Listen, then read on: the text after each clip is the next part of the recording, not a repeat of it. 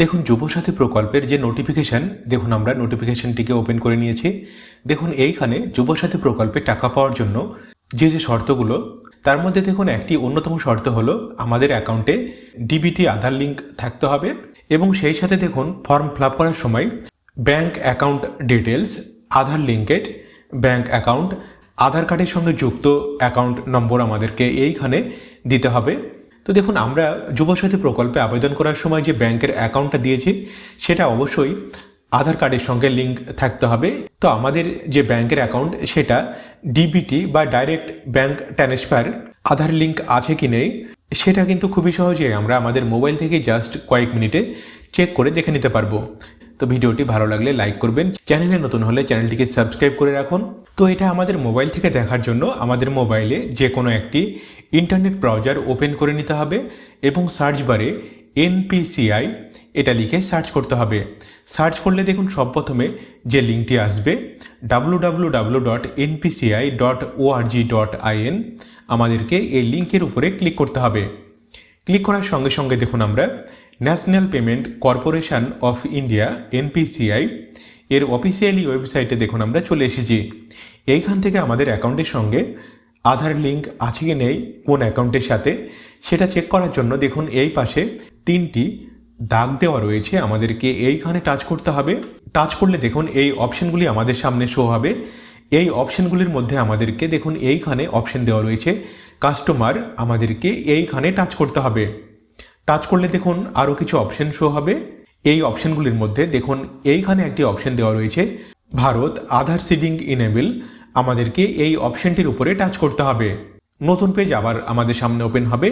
দেখুন এইখানে বেশ কয়েকটি অপশন দেওয়া রয়েছে। তো দেখুন প্রথমে আমরা দেখে নেব আমাদের অ্যাকাউন্টের সঙ্গে আধার লিঙ্ক আছে কি নেই। তো এটা দেখার জন্য দেখুন 2 নম্বরে অপশন দেওয়া রয়েছে অ্যাকাউন্ট ডিটেলস, আমাদেরকে এইখানে টাচ করতে হবে। টাচ করলে দেখুন অপশন শো হবে এন্টার ইওর আধার। তো দেখুন এইখানে আমাদের আধার কার্ড নম্বরটিকে সঠিকভাবে এন্টার করতে হবে। আধার কার্ড নম্বর সঠিকভাবে এন্টার করার পরে নিচে দেখুন কিছু ক্যাপচার টেক্সট বা ক্যাপচার কোড দেওয়া রয়েছে, এগুলো দেখে দেখে সঠিকভাবে আমাদেরকে ক্যাপচার কোডগুলিকে এইখানে এন্টার করতে হবে এবং এন্টার করার পরে নিচে দেখুন সাবমিট অপশন দেওয়া রয়েছে, আমাদেরকে এইখানে টাচ করতে হবে। টাচ করার পরে দেখুন আমাদের রেজিস্টার মোবাইল নাম্বারে বা আমাদের আধার কার্ডের সাথে যে মোবাইল নাম্বারটি লিঙ্ক রয়েছে ওই মোবাইলে একটি 6 সংখ্যার OTP আসবে। দেখুন এইখানে আমাদের আধার কার্ডের সাথে কোন মোবাইল নাম্বার লিঙ্ক রয়েছে সেই মোবাইল নাম্বারের শেষ 4টি সংখ্যা দেখুন লেখা রয়েছে। এইখান থেকে আমরা দেখে নিতে পারবো যে আমাদের আধার কার্ডের সাথে আমাদের কোন মোবাইল নাম্বার লিঙ্ক রয়েছে। এই মোবাইলে একটি 6 সংখ্যার OTP আসবে। OTP দেখে নিয়ে OTP সঠিকভাবে আমাদেরকে এইখানে এন্টার করতে হবে এবং OTP এন্টার করার পরে নিচে দেখুন কনফার্ম অপশন দেওয়া রয়েছে, আমাদেরকে এইখানে টাচ করতে হবে।